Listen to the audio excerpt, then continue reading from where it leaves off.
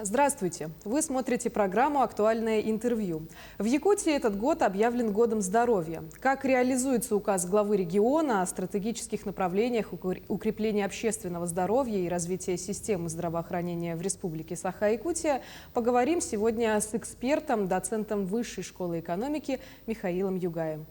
Михаил Таричелевич, здравствуйте. Здравствуйте, Надежда. Вообще, в целом, вопросы здоровья в регионе после сокрушительных лесных пожаров стоят довольно-таки остро. Готова ли медицина региона к такого рода стихийным бедствиям или вообще масштабным потрясениям? Надежда, вопрос о здоровье сегодня в мире стоит во всех странах довольно остро. И Якутия в этом смысле не исключение. Вы знаете, эти вещи, если брать лесные пожары изолированные, или если продолжать это немножко дальше в ковид, это все стресс-тесты. Это все стресс-тесты, которые показывают, что то есть у них есть положительные и отрицательные стороны. Отрицательная сторона, что ни одна система в мире сегодня, она не готова к пиковым выбросам. Да? И пожары или ковид, это все пиковые выбросы, это резкое увеличение потребления, которые выходят за нормальной функционирование системы. Поэтому в этом смысле ни в одной стране мира к катастрофам не готова медицина, ни в какой ситуации. Да? Но с другой стороны, она показывает, это такая диагностика, где у нас находятся болевые точки, где у нас возникают в первую очередь такие провалы, да? В медицинской помощи, и что нужно в первую очередь нам улучшать или на что обращать внимание. Поэтому эта вещь такая диалектичная получается. Да? В общем, ответ, что все последние события показывают, что медицина у нас и шире здравоохранение у нас становится фокусом внимания во всех совершенно странах без исключения. А можно ли сказать о том, что такие потрясения служат своего рода толчком для развития медицины и других сфер жизни? Безусловно. Безусловно. И, вы знаете, даже интересно, есть такая теория волнообразного развития мира, ее русский экономист Кондратьев придумал. Он говорит, что у каждого экономического цикла человечество развивается волнообразно, и у каждой волны есть свой драйвер, причина такого резкого роста. И мы находимся сейчас в начале новой экономической этой волны, и ее драйверами является биомедицина. И опять мы приходим к диалектике. То, что происходит сейчас в мире, оно фокусирует еще больше внимание всех людей на проблемы медицины и всего здравоохранения. Тогда, если говорить о медицине, просто невозможно в последние годы не затронуть тему ковида. Как пандемия сказалась на региональном здравоохранении? Пандемия сказалась очень тяжело на здравоохранение. Интересно, мы сейчас действительно живем на одной планете, в одном мире, и то, что я говорю про Якутию, то актуально и для Москвы, и для Центральной России, и для Европы, и для Америки, да и для Юго-Восточной Азии. Что случилось? Опять произошел рост спроса на медицину в разы выше, чем нормальный.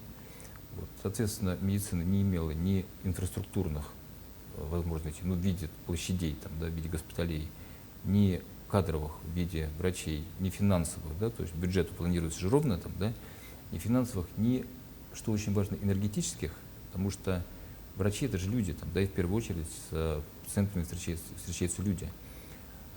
И у них есть тоже запас энергии. Да? Сейчас появилось очень распространенное явление, называется эмоциональное выгорание медицинских работников. Тяжело система переносит, в общем. Да? Но, как мы уже говорили, положительная сторона, если это можно назвать положительной стороной, мы увидели несовершенство системы и что мы должны улучшать. А как, согласно недавнему указу, должна работать медицина в Якутии? К каким показателям она должна стремиться? Немножко философии можно тогда? Конечно. То, что происходит в Якутии, это происходит сейчас с разной интенсивностью во всем мире. Сейчас идет изменение парадигмы системы здравоохранения. Если раньше мы говорили про то, что медицина — это про то, чтобы не болеть, то сегодня мы говорим про то, что медицина — это не только медицина, это целостное здоровье человека, которое должно обеспечивать ресурсность. Это слово, которое оно еще немножко непривычно, но многие его понимают. Ресурсность — это способность человека к максимальной своей эффективности. который состоит не только, вот, ну, мы привычно говорим, да, что медицина — это про здоровье тела. Как только мы говорим, что медицина — это не только про здоровье тела, потому что мы знаем прекрасно, у нас есть состояние, когда мы совершенно здоровы, у нас ничего не болит, вот, у нас плохое настроение, вот, мы ничего не можем делать, там, да, или наоборот, мы ссоримся со всеми там, окружающими. Вот, мы не можем делать, потому что мы страдаем из-за чего-то, что у нас в сознании психологически, там, да, или у нас возникают какие-то сложные развилки в жизни, это уже мы идем к духовности, вот, или мы не социализированы, у нас мало друзей, нас мало кто понимает, там, да, мы чувствуем себя бесполезными для общества, и это все не менее мучительно воспринимается, чем когда что-то болит. И сейчас в мире сформировалась, она постепенно формируется, но она растет как снежный ком, концепция целостного здоровья.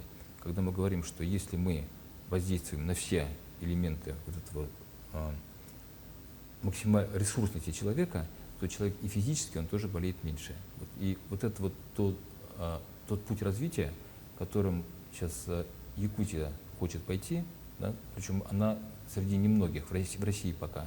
Да, то есть такой концепции здравоохранения второй я в России не вижу. Но они есть уже в зарубежных странах.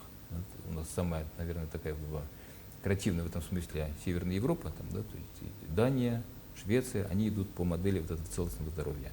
И в этом смысле Якутия, можно сказать, что она находится в таком в авангарде мирового тренда. То есть о целостном здоровье это говорить не только о физическом, но еще и о ментальном. Ментальном, социальном, эмоциональном. Да. И экологическое, сейчас появился еще термин, экологическое здоровье, потому что экология — это одна из самых острых проблем нашей планеты. Вот вы упомянули тот фактор, что Якутия все-таки авангард в поводе здравоохранения, но все-таки должны быть какие-то еще и слабые стороны, помимо сильных, в системе здравоохранения Якутии. Какие вы можете отметить? Ну, как это, недостатки предложения достоинства. Я думаю, что я бы не назвал старыми слабыми сторонами, да, сразу в негатив мы уходим, а я в Якутии не хотел бы уходить в негатив, вот. Потому что я думаю, что почему в Якутии появился вообще вот такого качества закон, потому что в Якутии, я считаю, происходит пассионарный такой вот рост большой, да, вот по Гумилеву какие-то области мира начинают развиваться необъяснимо. Почему, никто не знает почему. Сначала это было, ну, если берем историческую перспективу, сначала это была Европа, потом стала развиваться Северная Америка, потом стала развиваться Юго-Восточная Азия. И вот если такое движение наблюдать, то, по идее, оно должно прийти и в Россию, но оно пришло со стороны Якутии. Я не могу объяснить, что происходит в Якутии, но я вижу, что здесь есть эта история. Да? Я считаю, что теми вещами в Якутии, которые сегодня действительно проблематичны для территории, это следствие ее размеров, разброс территории, да? Большие расстояния и очень сложно, вернее, невозможно.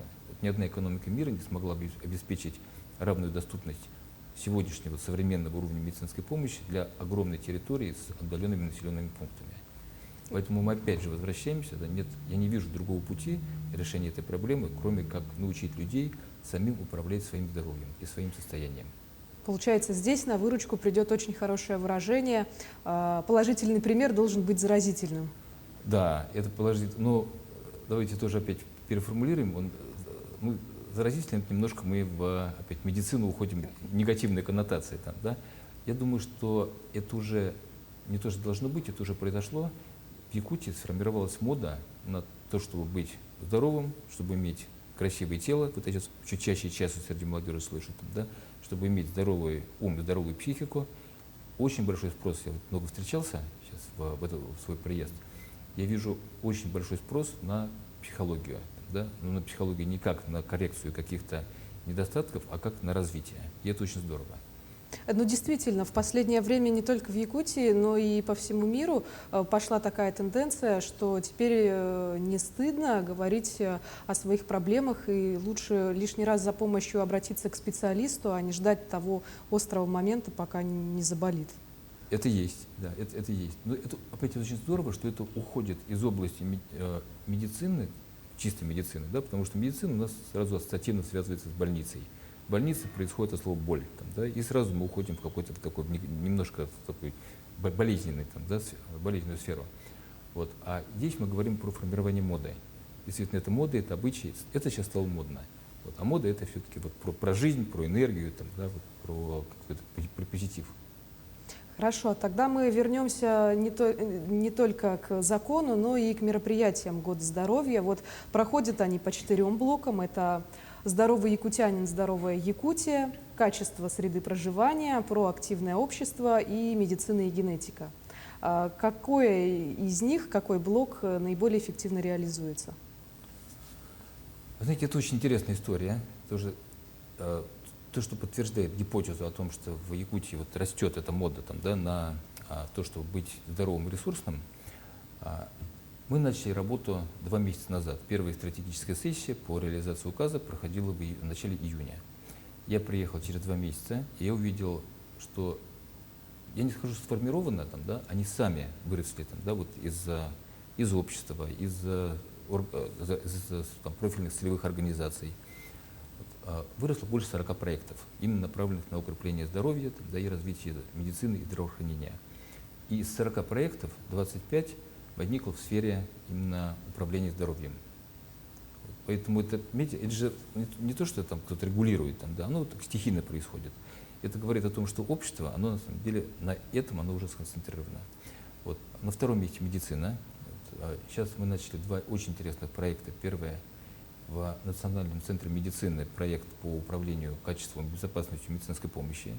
Это абсолютно пациентоцентрированная модель. Да? То есть очень важно, что медицина, она перефокусировалась со своих проблем на пациента.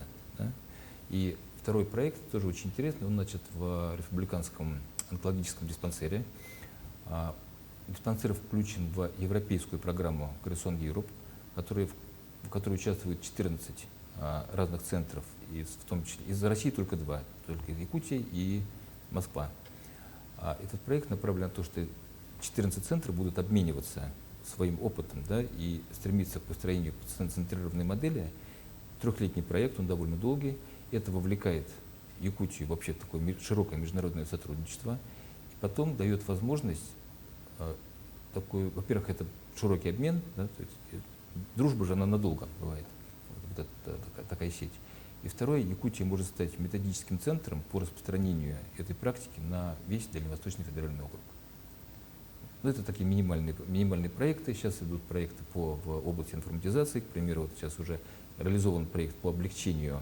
Может быть, кажется, это маленькая проблема. На самом деле это большое решение.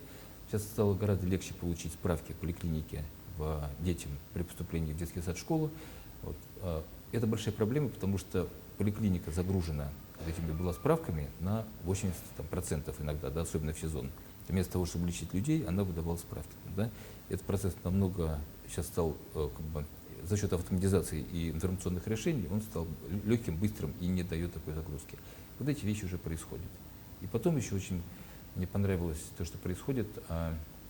Начали зарядки с известными спортсменами на центральной площади, приходит какой-то известный спортсмен, вот, и люди вот, приходят, занимаются с ним зарядкой. Это и социализация для них, и знакомство с интересным человеком, и физическое удовольствие.